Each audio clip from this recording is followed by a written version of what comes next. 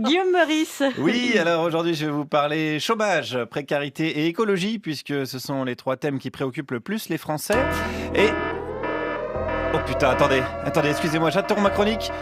On me signale une femme voilée, qui aurait été aperçue aux abords d'une une école primaire. Il s'agirait bien d'une femme voilée arabe de confession musulmane. Attention à ne pas confondre avec une petite grand-mère catholique qui se protège de la pluie ou Alex Vizorek qui sort de chez le coiffeur avec des bigoudis. Là, il s'agit bien d'une véritable femme voilée. Alors, je vois évidemment la stupeur dans les regards de toute l'équipe de Par Jupiter. Gardez votre sang-froid. L'émission continue quand même. Nous ne céderons rien à la barbarie, mais comprenez qu'en l'état actuel des choses, je ne peux pas poursuivre ma chronique sur des thèmes aussi secondaires que la précarité et le réchauffement climatique, puisqu'il s'agit d'une femme voilée. Ah, je rappelle, une femme véritablement voilée, on ne voit plus les cheveux de la femme. Excusez-moi, vous voyez, même moi je suis pris dans l'émotion. La France est paralysée, on passe en plan PP, le plan de secours Pascal Pro. Comme tout bon personnel médiatique, j'avais anticipé ce matin même en recueillant des paroles de Français traumatisés par, je le rappelle, un bout de tissu sur la tête d'une femme. C'est une horreur. Une horreur à ce point-là? Parce que ici on est en France, on est libre. Mais alors si en France on est libre, pourquoi elle serait pas libre d'avoir un voile? Mais parce que c'est pas laïque Qu'est-ce que c'est pour vous être laïque? d'être libre, faire ce qu'on veut. Voilà, c'est ça, c'est exactement ça. Les femmes doivent pouvoir être libres de s'habiller comme Jean-Michel Blanquer le veut. C'est la base de la loi de 1905. D'ailleurs, 1905, c'est le QI à Jean-Michel Blanquer. Voilà, donc il est très très fort. Il lutte contre l'islamisation qui a d'ailleurs déjà commencé. J'entends des fois, ils parlent de nos enfants, même pas en français. Des fois, j'ai dit à une dame, mais vos enfants vont à l'école? Il me dit oui. Mais ils parlent comment? Ah ben ils vont apprendre le français peut-être.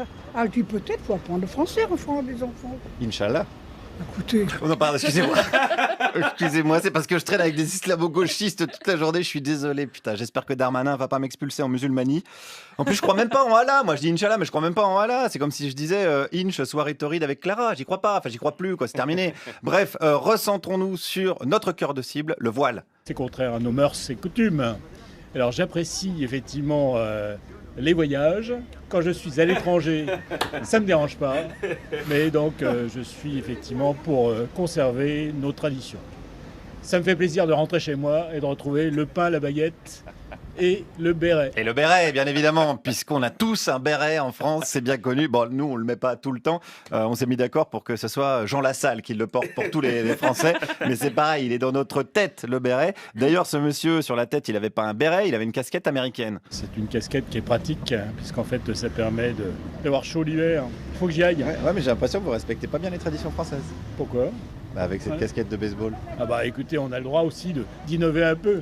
Ah, mais pas les femmes voilées par contre. Non. Non, c'est quand même très simple, hein, c'est pas compliqué à piger. La culture étrangère, c'est cool. Si c'est pour bouffer des burgers en matant du catch, d'accord? La culture américaine n'est pas invasive, c'est la culture arabe le problème. D'ailleurs, puisqu'on parle de culture, voyons voir une dame qui elle-même est métisse. Elle est née d'une mère espagnole et d'un père allemand, mais elle est française, hein, pour autant, attention, jusque dans sa vision du pays. Vous voyez, ils sont 80% des Arabes pratiquants dans notre pays, donc bon, il faut quand même qu'ils respectent les 20% qui restent.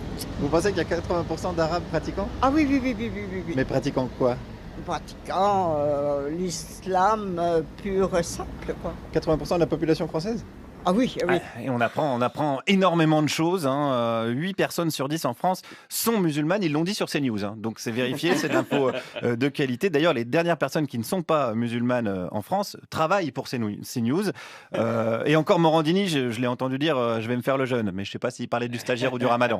Bon, en tout cas, ça ne change rien. Ça change rien quand une femme voilée vient dans un conseil régional. Elle avait une manière également d'agresser la République par ses... elle n'est pas venue d'une manière neutre, je pense, dans cette enceinte. En mettant un voile, elle agresse la République?